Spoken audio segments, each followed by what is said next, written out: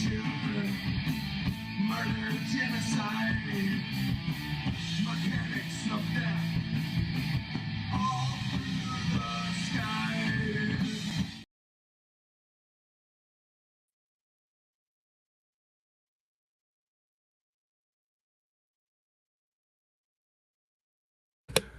Welcome, ladies and gentlemen. Sorry for the little technical difficulties there at the beginning. It is Mild's Culture Plate. Welcome, ladies and gentlemen, feds and degenerates, cuckolds of all ages, to Mild's Culture Plate. I am your host, Mild Kevin Miles. It is Wednesday, October 18th. Wow, could I make any more mistakes in the first 2 minutes? October 18th, 2023. And it has been a bit of a news-filled day. There have been some interesting developments in the news today. To my relief, I thought I was going to have to do YouTube roulette again. Oh my Lord, I don't want to do YouTube roulette. I really don't. I want to have things to talk to you folks about. Yeah, I got a little bruise above my eye. Anyway. So yeah, we got lots of topics. We have Alec Baldwin back in the news. I mean, same old, just brought right back. We have China in the news. We have obviously the Israel-Palestine conflict still going on. But the biggest news of the day, and before I get into the biggest news of the day, let me start by welcoming you. Welcome, everybody. Feds, degenerates, cuckolds, welcome. What we do every stream here almost is if you say hello to me in the chat, I give you a toast because I try to drink whiskey while I kind of break down these news topics. The whiskey of the day is going to be a Redbreast 12-year Irish whiskey. And going to go ahead and pour me a little glass of that. So if you say hello in the chat, I'll give you a toast. Or if you ask for a toast, I'll give you a toast. Always willing to toast people on this channel. Welcome, welcome, welcome. So yeah, the first news story of the day is the insurrection at the Capitol. We have yet another insurrection happening. So I guess today there were several protesters who showed up to Washington, D.C. To protest the Israel-Gaza conflict. And look at this mass of people here breaking into the Capitol. Look at this.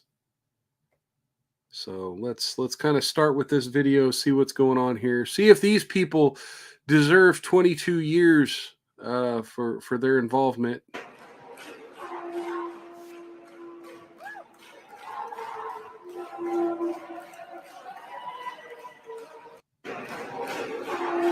So there's them, obviously in the in this circular. I think this is one of the office buildings. It's part of the Capitol complex. So there they are. They're demanding. Damn it! Why does that always do that? I need to make some edits apparently to StreamYard. So we have that. Here they are outside the Capitol building.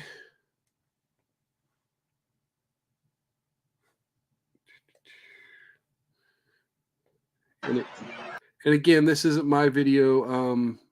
Both of these videos come from random people on Twitter. But I don't know who originated this video. It looks like it comes from Instagram, and definitely some of the people in their chat here have different opinions from one another. So this is a lot of the crowd outside. And of course, my computer's going to lag because I have like 50 freaking tabs open. Got plenty to talk about today, folks. Looks like a setup, too many cameras. I kind of agree.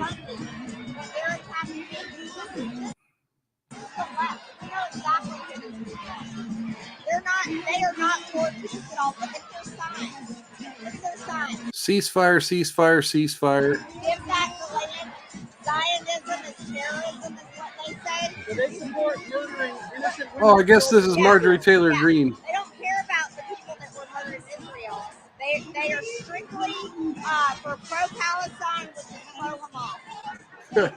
Why did the Capitol Police even let them in the building? Well, they're getting because I don't know. They arrested everybody on January 6th, but no. This seems like more like an insurrection.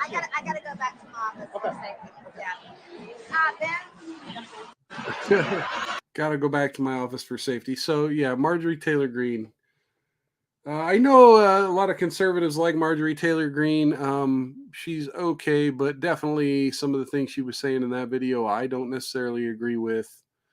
Let's see if I can close a few of these tabs now. Yep. Did I just close a tab I didn't mean to close? Maybe I had two of these open. Nope, I did. I closed a tab I did not mean to close. Oh well, not important. It was just another picture of the protesters inside the Capitol, which we've already seen here. Okay, so here we have a tweet from the Insider paper that has 3 videos from this. And let's bring these up one by one. So this is the police making arrests of the protesters in the Capitol. So again, the question is, were they protesting peacefully, right? Because I mean, the January 6th protesters were protesting peacefully, but the media, most of them anyway. I mean, I understand there were reports of a police officer being shoved behind a door, and some other police officers getting punched out on the Capitol. I don't know what balcony, whatever. So I know we've had those reports. But for the most part, the people that went in the Capitol, with a few exceptions, were mostly peaceful. I hate that phrase, mostly peaceful. But these people, let's see their arrest here.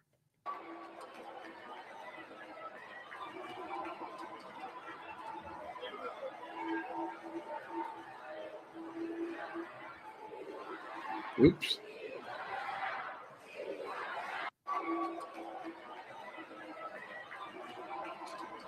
So yeah, that's one arrest takedown there. You have the guy pulling it at the shirt. Oh, it wasn't a shirt. It was the banner hanging over the edge. Okay. So they were probably told no banner, and the guy hung it over the edge anyway. Let's go ahead into video 2. These are people being drug away and arrested. Looks like that's banner guy, maybe. Yeah, drug away and arrested. Okay. And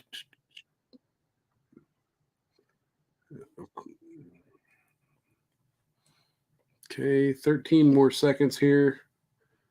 Sorry. And then we have this guy with the beard and glasses also being arrested.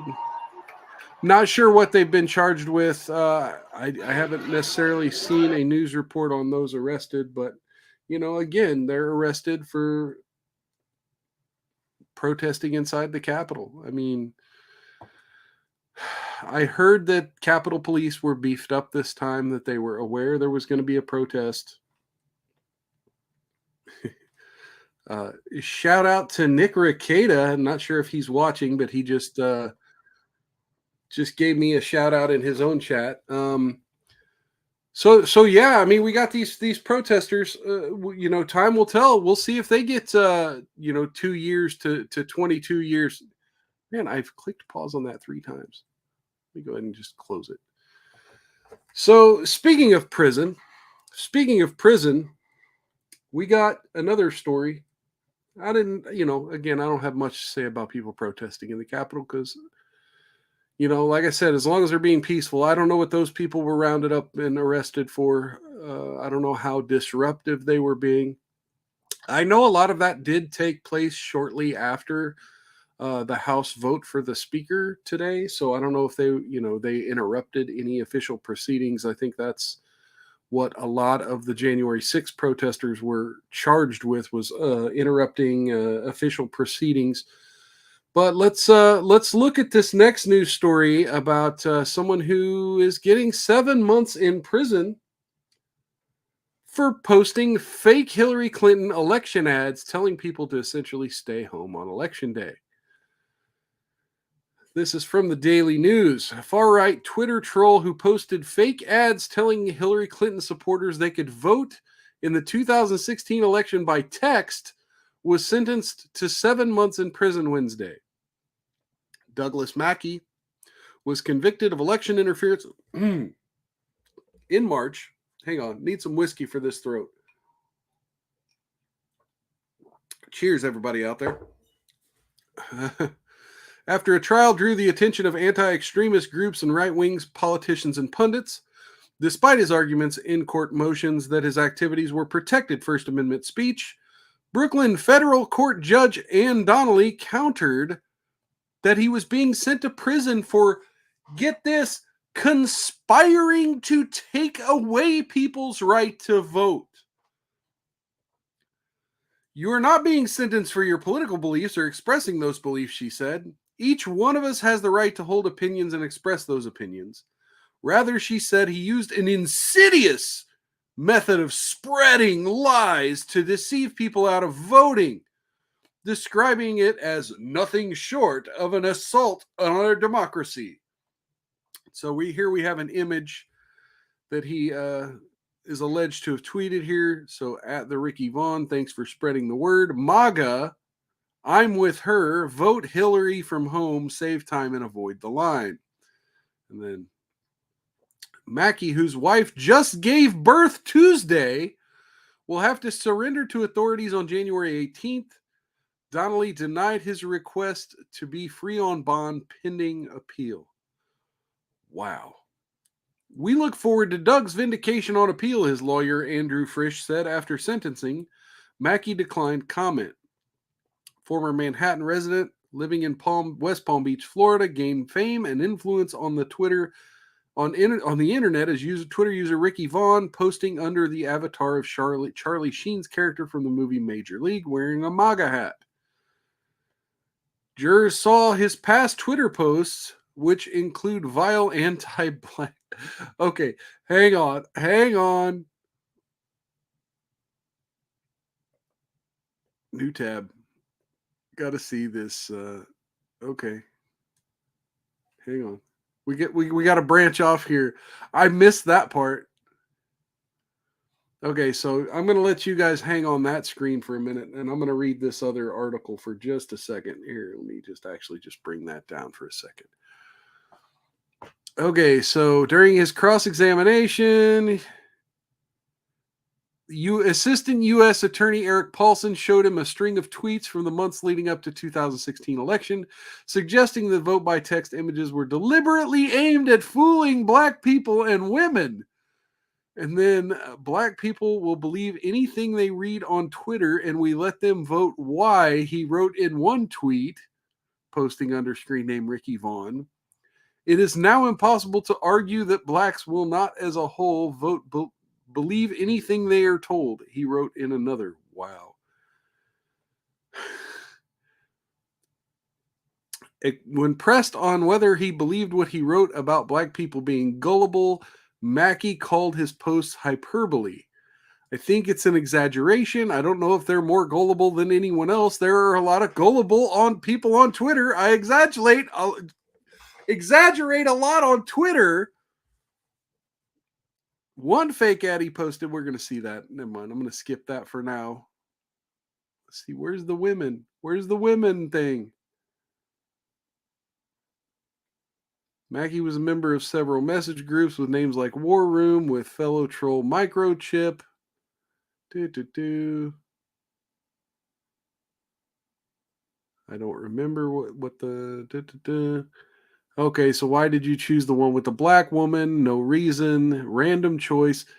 Okay, so Okay, Paulson also, here we go. Here, Paulson also highlighted Mackey's anti-women post in 2015 and 16. It's impossible to have a functioning government when women and single mothers vote. Hashtag repeal 19, he wrote in one tweet, referring to the constitutional amendment that made it legal to deny women the right to vote. That was the only tweet. That's the only... Man, Daily News, you're bunk. Go away. Go away. Okay, so let's bring this back. Anti-tweet and anti-women remarks describing women as children with the right to vote. Okay, well, there we go. There's one. And writing, black people believe anything they read on Twitter. We let them vote. Why? One fake ad he posted shows this one here. Black woman next to the words, avoid the line, vote from home, and a text message code.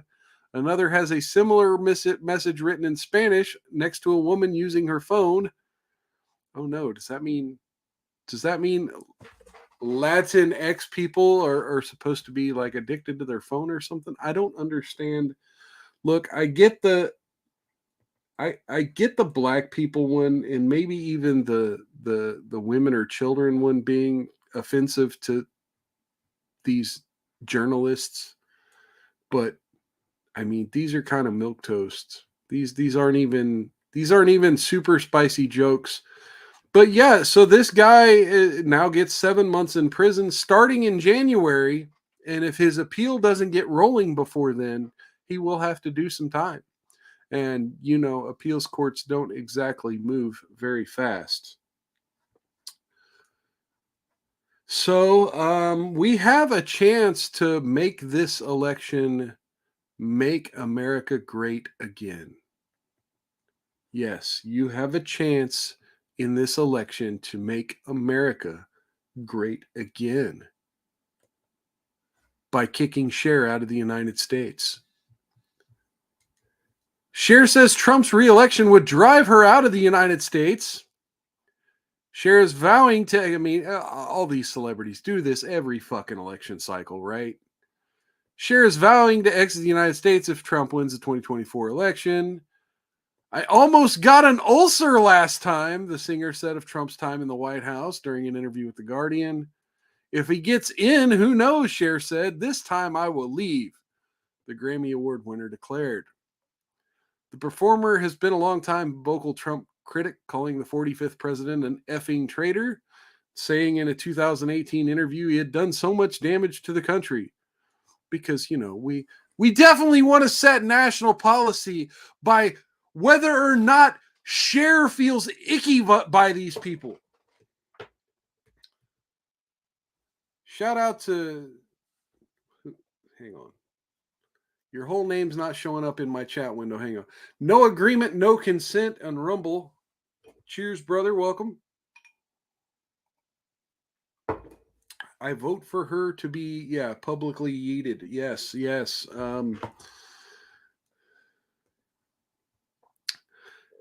Cher wrote on social media at the time, so this is 2016, if Trump were elected, she'd be moving to Jupiter.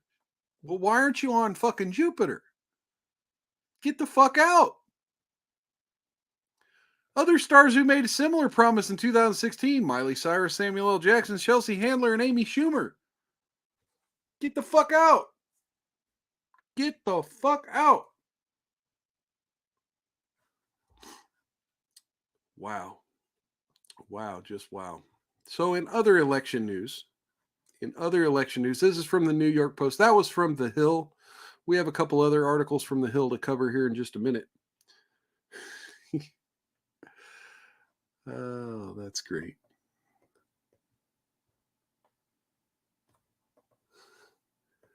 I got to share that one here. Let's see here.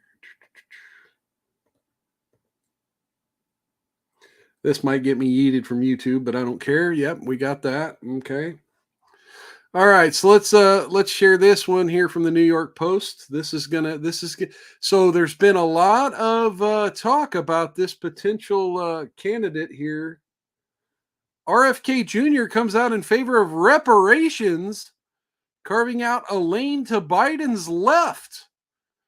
So, you know, everyone's been, applauding Bobby Kennedy here as, a potential decent, freedom-loving candidate in the upcoming election. This past weekend, he declared he would run as an independent and, kind of almost, I guess, officially left the Democrat Party. And there have been a lot of people talking about whether or not he would take votes from Trump or Biden. And I think actions like this will definitely make the conservatives think twice. So let's see here. Independent presidential candidate Robert Kennedy Jr. supports issuing reparations to the Black community, making him the most prominent 2024 candidate to favor the controversial policy meant to atone for slavery and legal segregation. President Biden has largely been silent on the issue, leading to frustration among far left. Kennedy, who ditched his Democratic primary challenge to Biden earlier this month, has spoken out in favor of issuing federal dollars to, quote, rebuild Black infrastructure like banks and businesses, as well as, quote, direct redress payments or tax credits rather than no strings cash giveaways. Well, at least as long as it's not a no strings cash giveaway. We're just going to give it away to developers and banks. Sounds a little sus to me. Now, I did see something that he got rid of Dennis Kucinich, who was working for his campaign, and he's now using his daughter, who used to work for the CIA, as one of his campaign managers. So I don't know if this came out of that field. I don't know where this is coming from, but this is definitely a big left turn here. Communities that were specifically, quote, communities that were specifically targeted for destruction need to be specifically targeted for repair, he states on his campaign website. Quote, during Jim Crow, Black banks, businesses, hospitals, schools, and farms were targeted for destruction. Racists knew that without these, the Black community had no chance of building wealth. We must set federal dollars aside to build Black infrastructure. Or you could just stop competing with Black folks in their own neighborhood. I don't think you can make federal law necessarily about that, but, perhaps these developers who claim to be all for ESG and CRT and, promoting the minority agenda, they could just stop doing business and allow those communities to build their own businesses. But, then that would be considered white flight or something. I don't know. I don't know what the answer to our racial divide is, but I do know that making these kind of federal laws aren't exactly the bullseye that some of these political candidates seem to suggest. And also, I don't fucking trust them. Anyone who touts this kind of shit, I don't trust that they're actually going to do any of it. Like I said, this just sounds like a bailout to bankers and developers. These programs complement direct redress payments or tax credits to the descendants of the victims of Jim Crow and other victims of persecution. RFK Jr. will find ways to offer this redress that are legal, fair, and win the approval of Americans of all races. Well, in order to be legal, they can't be discriminatory based on race. That's going to be interesting to see how that plays out. So again, you're going to give a bunch of money to banks and developers, and you can't be discriminatory, but, again, you're going to essentially build in Black communities. Sounds like gentrification to me. Kennedy has also said he supports establishing development projects, called it, like the Bedford Stuyvesant Restoration Corporation, which his father helped found in 1967 with Mayor John Javits. These actions are, quote, less likely to contribute to polarization between Blacks and whites because it benefits everybody, even people who are Trumpers. Everybody wants businesses to work and flourish. Okay, if that's what you're talking about. Okay, and here's a video, I guess, of the interview. I'm not going to play it here. We're kind of just covering most of what he's saying here in the New York Post article.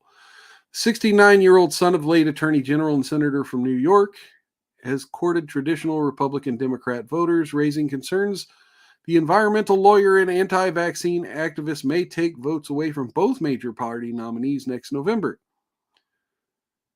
Okay, far left independent candidate Cornel West, who some Democrats are worried will steal votes away from Biden, also states that he supports reparations. West's platform plans to issue a directive to complete the reparations process and findings within 2 years so checks can be cut and sent to eligible recipients, and a call to, quote, push Congress to pass filibuster-proof budget reconciliation for reparations and land back provisions.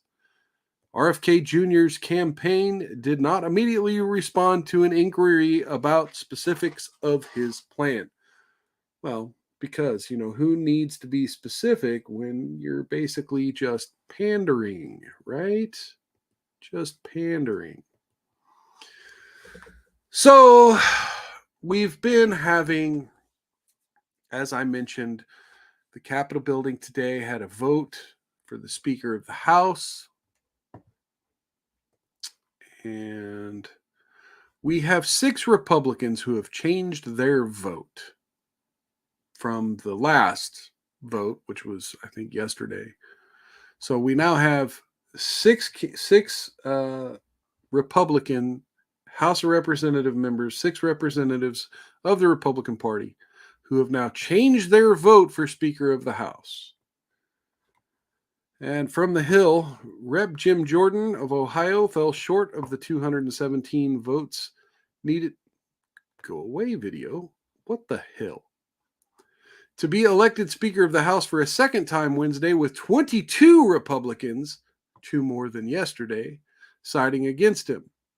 The roll call resulted in Jordan receiving 199 votes, and Minority Leader Hakeem Jeffries got 212. So, again, Jordan receiving less votes than Hakeem Jeffries. Other candidates took the remaining 22 votes. And we'll get into some of that in a minute. In total, 6 Republicans changed their votes from Tuesday's ballot. Yeah, called it.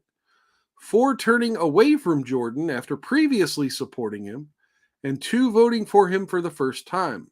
Now, pay attention to this part, folks, please. The Republicans who switched their vote to vote against Jordan. Vern Buchanan of Florida voted for Byron Donalds. Drew Ferguson of Georgia voted for Majority Leader Steve Scalise. Marionette Miller Meeks of Iowa voted for Kay Granger. Pete Stauber of Minnesota voted for Bruce Westerman. And we did have 2 Republicans who flipped to Jordan. Doug LaMalfa of California had originally supported Kevin McCarthy, and Victoria Spartz of Indiana previously voted for Thomas Massie on the first ballot. So the Republican Party needs to get their fucking shit together. Because obviously there are rhinos, there are uniparty stooges in the Republican Party holding up this vote. And again, I get it, right? Jim Jordan's not the perfect candidate, but he's what we've got, right? I watched a stream from Good Logic last week when he was talking about the vote to oust, maybe it was 2 weeks ago, to oust Kevin McCarthy from the speakership. And it got to this part where he was talking about Jim Jordan. And Jim Jordan came to the floor, spoke out against removing the speaker, spoke out in favor of Kevin McCarthy. And, for a Liberty Caucus congressman to be speaking out in support of Kevin McCarthy, it seemed a little out of character. But Joe Neerman of Good Logic, he kind of said something that really stuck with me the last couple weeks. That Jim Jordan and a few of these other Liberty Caucus candidates did speak out and vote against the removal of Kevin McCarthy, but maybe they did it so that they would look unifying and look unbiased if they were to run for speaker in his stead. So now we have Jim Jordan, who definitely on the House floor voted no, supported Kevin McCarthy during that vote. But did he do it for the optics of, well, I don't want to be the guy that votes a guy out of a job and then takes his job, right? I don't want to be that guy. But now we're looking at a lot of Republicans, 22 of them now, holding up his confirmation to Speaker of the House. Let's switch to this article, also by The Hill. John Boehner gets a vote for Speaker amid House GOP chaos. Former Republican John Boehner of Ohio notched a vote for House Speaker on Wednesday as Republicans struggled to elect a new leader. Republican Mike Kelly of Pennsylvania had his name called during the roll call vote. He shouted Boehner's name, eliciting cheers and laughter. They're fucking clowns, people. Now, look, I love a troll just as much as anyone else. I really do. I kind of appreciate this. I appreciate the comedy involved in this kind of a troll. Later, as the tally of votes for Speaker was announced, the House broke out into similar cheers when Boehner was mentioned as having earned a vote. The House GOP's leading candidate to replace Kevin McCarthy, House Judiciary Committee Chairman Jim Jordan, lost 2 rounds of voting with no clear path to Republicans elect. Yeah, blah, blah, blah. Earlier Wednesday, Boehner joined a fellow Republican Newt Gingrich, who was also once House Speaker, in voicing support for the idea of giving more power to Speaker pro tempore Patrick McHenry as Republicans work to select a new permanent Speaker. They're fucking clowns, folks. We have jokes. We have jokes in our Congress. Ha ha. While the world is beating the drums of war, while our economy is collapsing, as we're going to find out in just a few minutes, while people are struggling to pay their bills, our congressmen are fucking trolling each other. You gotta love the humor. You gotta love the humor. So here we go. Here's an interesting development, one that needs to spread across the country. China forced to give up land owned in United States. Arkansas became the first state to order that a Chinese company give up ownership of local land amid fears of attempts by Beijing to malignly infiltrate and influence the U.S. through various means. On Tuesday, Arkansas Governor Sarah Huckabee Sanders announced that she was ordering Syngenta to relinquish its 160 acres of land holdings in northeastern Arkansas, accusing its owner of, quote, posing a clear threat to our state. The Switzerland-headquartered agricultural chemicals producer was acquired in 2017 by the state-owned, aka Chinese government-owned, China National Chemical Corporation and Primary Trades in Pesticides and Seeds. Seeds are technology, Sanders said at a press conference. Chinese state-owned corporations filter that technology back to their homeland, stealing American research and telling our enemies how to target American farms. That is a clear threat to national security. Syngenta has yet to comment publicly on the announcement. Newsweek approached the company and the Chinese Ministry of Foreign Affairs via email for comment on Wednesday. Holy hell. There have been growing concern about Chinese influence on the economy with acute focus on the farming industry. At a roundtable in Dysart, Iowa in August, hosted by partisan delegation from Congress, farmers accused the Chinese state of stealing samples of genetically enhanced seeds, in some cases straight from the field, in order to reproduce them at home. The delegation cited a 2012 case in which a Dysart farmer spotted a man in business attire digging up hybrid seeds, which were then sent back to China.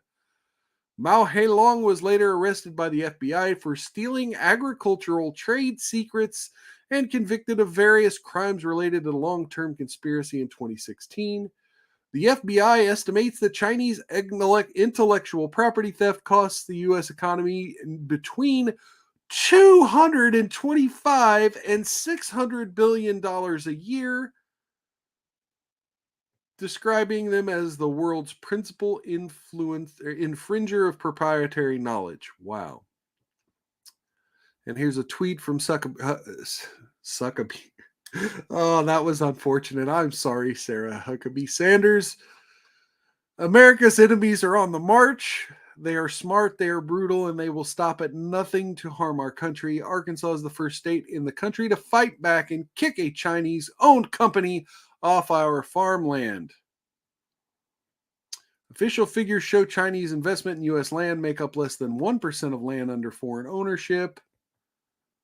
Oh, wait, I didn't read this part. Sanders noted that Beijing enacted a law in 2017 that compels Chinese nationals living abroad to cooperate with intelligence. This is not about where you come from. We welcome Chinese Americans. Okay.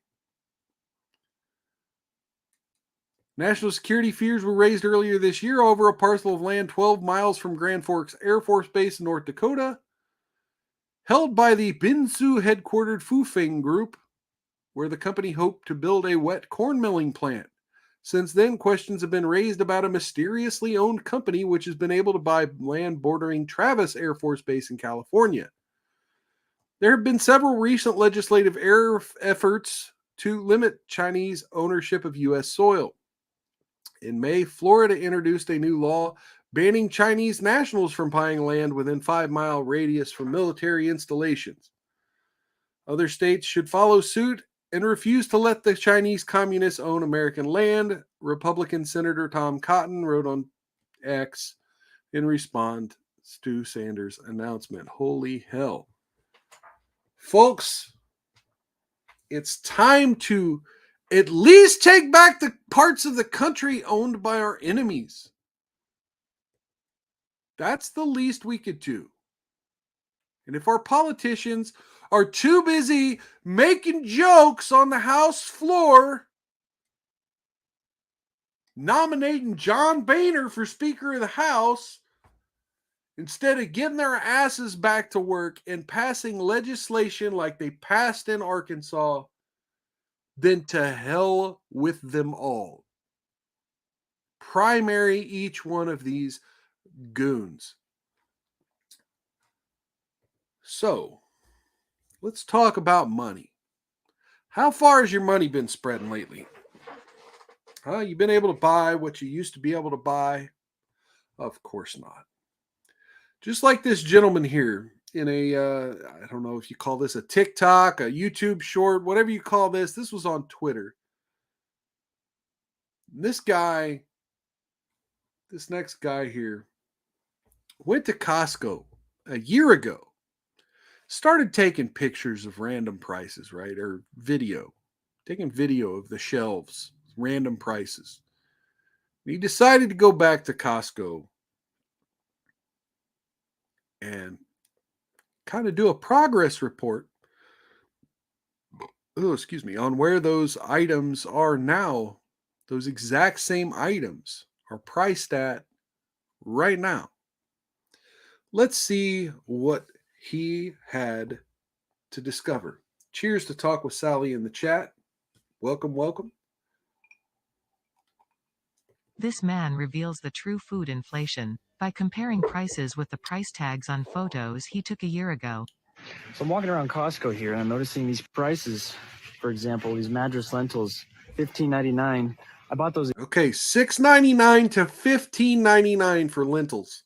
a year ago for $6.99. I keep getting told that we got. And here's one other thing. He's not showing you the quantity, right? I mean, I guess it could be a bigger bag. I doubt it. It's most likely a smaller bag because with inflation, you also get what's known as shrinkflation, which means they keep the same price or a higher price, but make the packaging smaller. So you get a smaller amount of the product you tried to buy.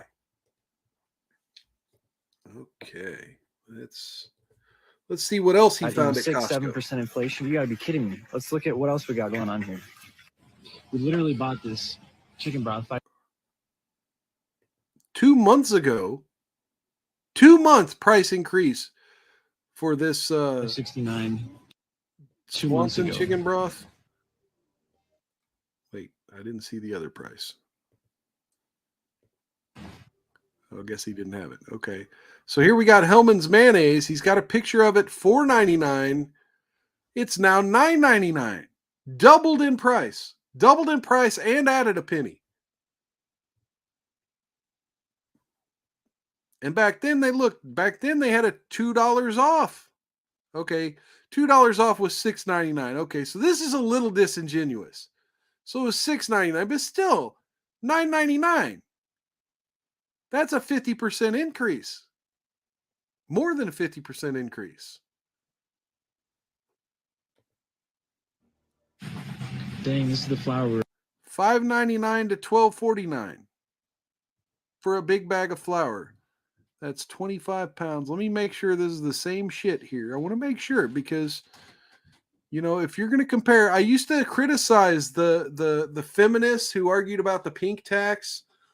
We pay more because we're women. We pay more for the same item. Well, no, you don't. It's not the same item. Otherwise, you just buy the other item, right? Well, I want to make sure this is the same item. Yeah, 25 pounds. 25. Well, it's 20. It is hard to see that. Yeah, 25 pounds, 25 pounds. Yep. Dang, this is the flour we were buying for $5.99 last year. $5.99.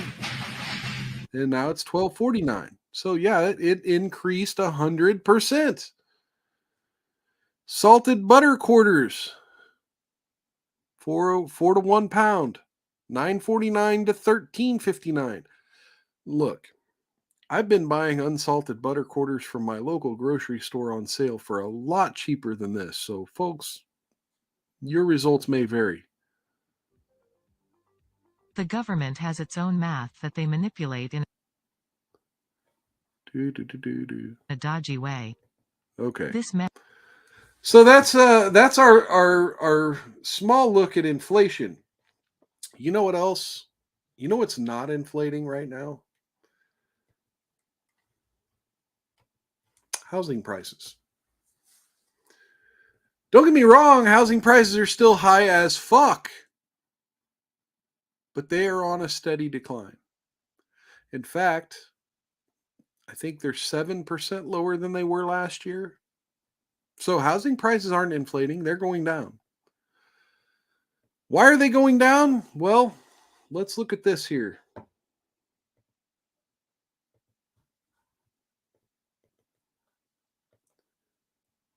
There it is. So from the Kobesi letter on Twitter, interesting leading commentary on the global capital markets. Now, I don't know who these folks are. I haven't I guess I'm following them, but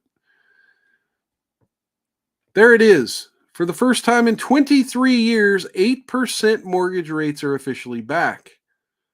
Less than 3 years ago, the average rate on a 30-year mortgage was 2.6%. The median monthly payment for home buyers will cross $3,000 this month. We are paying the price for, quote, free money after $4 trillion of stimulus in years of a zero rate policy. This is far from over. Then you see the image here tracking the 23-year high in 30-year fixed rate mortgages, 8%. 8%. And even though prices have gone down 7%, when your house costs $400,000 for a 2-bedroom, 1,500 square foot, $400,000. in middle America and you're making 12, 15 bucks an hour,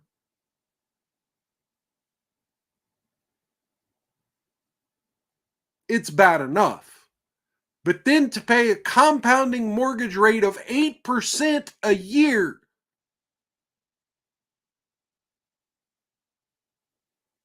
you're never fucking paying off that house. I mean, I guess certain economists would say, well, wait for the bottom to drop out of the housing market. Buy when prices are low and interest rates are high. Scrape together enough to pay the mortgage for 6 months. And then if mortgage rates go back down, then you can refinance. By then, you've already clawed your way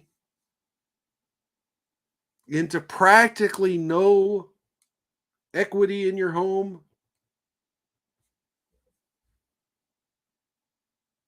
It's crazy. It's crazy. We live in crazy times, folks.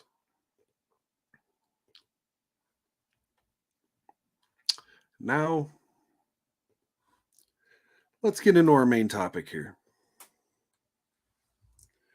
Prosecutors from Reuters here, prosecutors to recharge Alec Baldwin for the Rush shooting. October 17th, New Mexico prosecutors on Tuesday said they intend to recharge Alec Baldwin with involuntary manslaughter for the fatal shooting of cinematographer Helena Hutchins in 2021. I don't know why it's so hard for me to read that and just say it. I know what her name is. Baldwin's case will be brought before a grand jury in mid-November, Special Prosecutor Kari Morrissey said. The move followed results of an independent forensic test that found that Baldwin had to have pulled the trigger of a revolver he was rehearsing with for it to fire the live round that killed Hutchins and wounded director Joel Souza. The finding was the same as a previous FBI test on the firearm.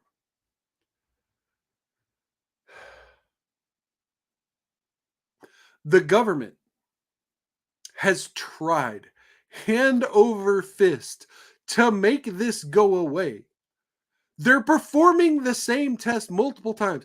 They're having independent forensics teams do the same forensic tests that their FBI forensics team has already done. They are repeating and going back over everything with a fine-tooth comb to give him the easiest way possible out of this. And yet, here we are. They have no choice but to let it go to a grand jury of the great people of New Mexico. After extensive investigation over the past several months, additional facts have come to light. You didn't need additional facts. The original facts, he pointed a gun at a woman and pulled the trigger. She died. Those are the only facts you need. If that had been anyone else, you would drag them through the ringer. Additional facts have come to light that we believe show Mr. Baldwin has criminal culpability in the death of Helena Hutchins and the shooting of Joel Souza, Morrissey and Jason Lewis said in a statement. Baldwin has said he is not responsible for Hutchins' death and that he did not pull the trigger. Wow. It is unfortunate that a terrible tragedy has been turned into this misguided prosecution. We will answer any charges in court. Luke Nikas and Alex Spiro, lawyers for Baldwin, said in a statement. The actor was originally charged with involuntary manslaughter in January for Hutchins' death, along with the movie's chief weapons handler, Hannah Gutierrez, who faces trial in 2024. So again, the prosecutor was able to just charge her and keep the charges, and then the prosecutor dropped charges against him. Now it's going to a grand jury. Fun time. Planned grand jury marked a setback for Baldwin after prosecutors dismissed charges against the actor in April after new evidence the gun he used might have been modified, allowing it to fire without the trigger being pulled. Morrissey said that if new testing of the gun showed it was working, she would recharge Baldwin, and here we are. Prosecutors often use grand juries as they're an easier means to prove probable cause and proceed to trial than filing a criminal complaint that can be probed by defense lawyers at a preliminary hearing, legal experts say. Wow. Dear Lord. The Hutchins family may actually eventually get some sense of justice here. And look, I've had several streams now to where I have covered this shooting. I have covered this case. And again, you don't need all the bullshit in the forensic testing. You have a man literally with a gun in his hand and a woman with a hole through her face.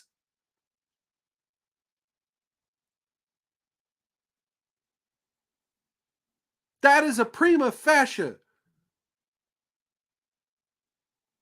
case right there. I mean, you literally have the man with the gun in his hand admitting that the gun was in his hand when it shot a bullet through a woman's face. What else do you need to press charges? And again, they're calling it involuntary manslaughter. Sure. Okay. But you're being reckless. Reckless homicide? Huh? Can we go a little deeper?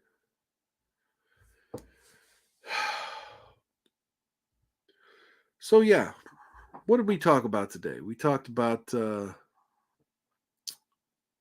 guy getting 7 months in prison for posting memes about Hillary Clinton.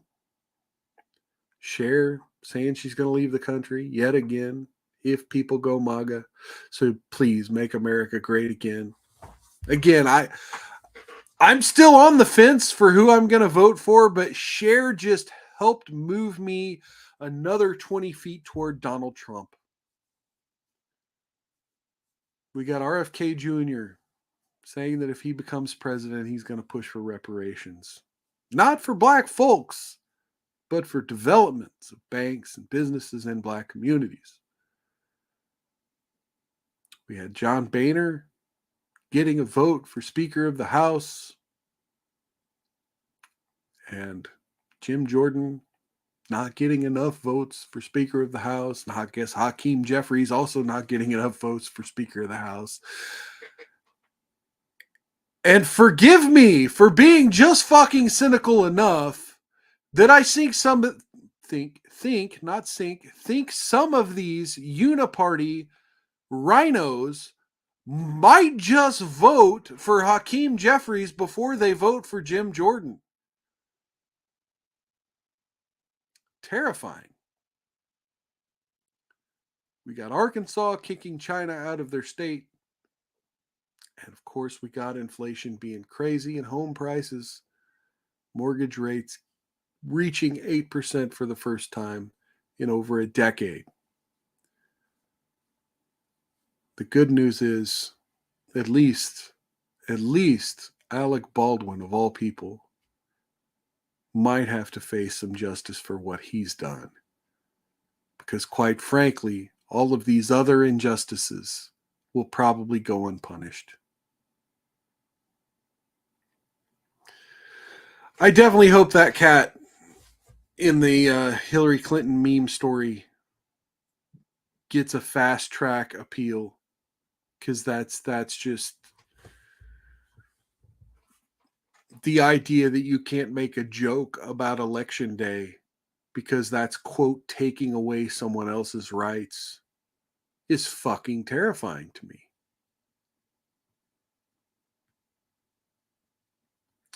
Terrifying to me. Now again, I don't know what that phone number in the meme, I don't know what happened when you texted it. But I mean, well, I guess in 2016 they weren't doing mail-in ballots all that much. But you could make an argument that the absentee ballot process was a thing, that people could actually vote from home. I don't know.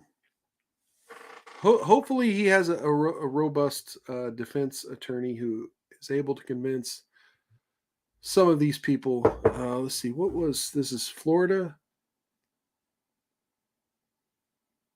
Brooklyn. Wait, he was in Florida, but the case was brought in Brooklyn federal court. Yeah, New York's a hard place to defend the First Amendment.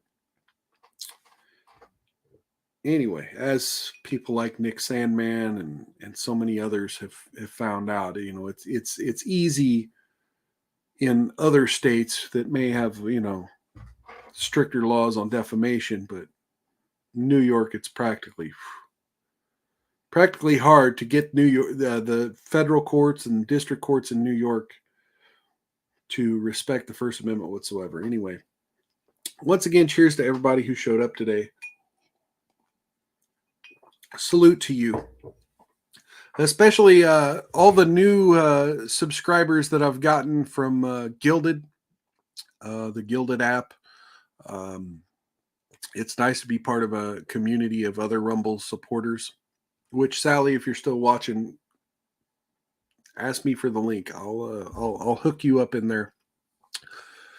But yeah, other Rumble creators, man, awesome to see you all out and about and in my chat and supporting each other. I definitely would like to spend some time doing that later tonight, but it's almost time for my dinner. And so, yes, please hit that like button. If you enjoyed this program, click that thumbs up there, please. It definitely helps us all out when we click that like button for each other. Share this off platform to other people who may not know what's going on in our damn country and might like a whiskey drinking asshole to explain some of it to them. Yeah, click the follow button. What else do we have? Like, share, subscribe. If you're on YouTube, hit that bell for notifications. You might get, if you got the YouTube app on your phone, you might get alerted when I'm going live if you do such a thing. And we always like people chatting in live here on Mild's Culture Plate. It definitely enhances the experience knowing that I'm talking to an audience who gets to communicate back with me. That's kind of why I do this. It's why I get amped up. I love being part of a robust community of people who agree and disagree with me and are able to laugh at the gallows humor of the destruction of our country as we witness it in real time. If you want to follow me on social media, I generally try to post updates on YouTube and Twitter when I'm going to go live or when I need to reschedule one of my broadcasts, which my broadcasts are normally every Wednesday and Saturday, 6 p.m. Central, right here on www.rumble.com/mild/live and at The Mild World on Twitter and YouTube and X. And let's see. I guess that's about it. Yeah. My social media links are down in the description of this video. Feel free to follow me over there on X or over on Facebook. And yeah, if you're on YouTube, go ahead and sign up over on Rumble. And if you're on Rumble, go ahead and click that follow button over on YouTube. The more numbers we can bring to each other and spread things across platform to platform, the easier it is to follow each other and follow all the news and follow all the craziness that's happening in our country and in all of these gaming communities and everything else that gets covered on Rumble. I love Rumble. I fucking love Rumble. 2 minutes early. I did go live a minute earlier than I intended to, but yeah, 2 minutes earlier. So once again, cheers to everybody. I'm going to try to finish this glass of whiskey real quick. Shit, I didn't bring my book. Oh yeah, I've been reading this Superman, Man of Steel Volume 3 hardcover. I get to this story, and we might have to cover this on a future broadcast here. I get to this story, no fucking lie. Superman, literally fucking Superman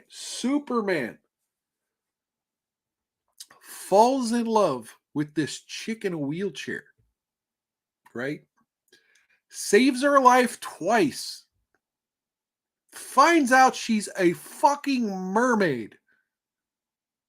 And she ghosts him when he asked her to marry him. You could be literal Superman pushing around a fish in a wheelchair, and she will still reject your ass. So be careful, fellas, in this dating market. This was 1988, I believe, and Superman couldn't bang a fish chick in a wheelchair. Take care, guys. Take care of yourselves. Take care of one another. Outlast the haters. Don't get any on you. And if you do, rub that shit in real good. I'll catch you next time on Miles Culture Plate. Peace out, everybody.